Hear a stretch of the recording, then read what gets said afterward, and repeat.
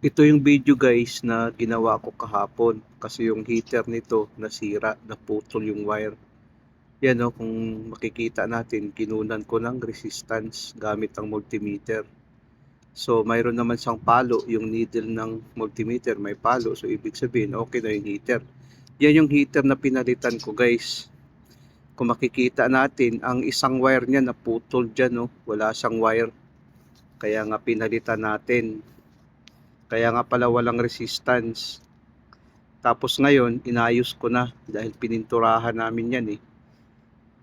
Ayan, okay na siya ngayon. Ina-assemble ko na.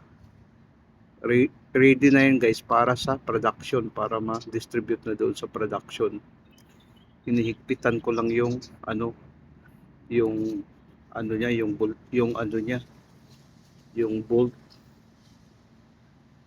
Tapos nilagyan ko ng silicone para naman hindi pasukin ng tubig. Para naman okay. Kasi sa production marami kasing tubig na babasa yung base niya. So ngayon i-try natin, i-on natin. Tingnan natin ngayon kung gagana ba. Yan yung temperature controller natin guys. So bali 36 siya. Ngayon naging 37. So ibig sabihin stable yung heater gumagana kasi tumataas yung number ng temperature controller natin. Yan na yung base niya guys. So makikita natin pati yung sa niya. Ito kasi sa sauce filling machine ginagamit.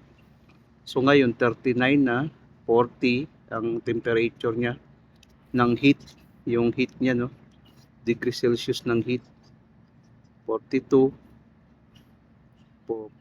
na. Yan kasi yung temperature niya guys na tumataas yung heat niya. Tumataas din yung number ng temperature controller natin. Inoobserbahan ko pa guys kung talagang pwede na ba i-deliver doon sa production. Pwede na ba dalhin doon para magamit sa sauce filling machine namin. Yan, nag 48 na siya, 49. So okay na ito guys. 50 na kalaunan nagiging 132 na siya. So ibig sabihin pwede na itong magamit sa production.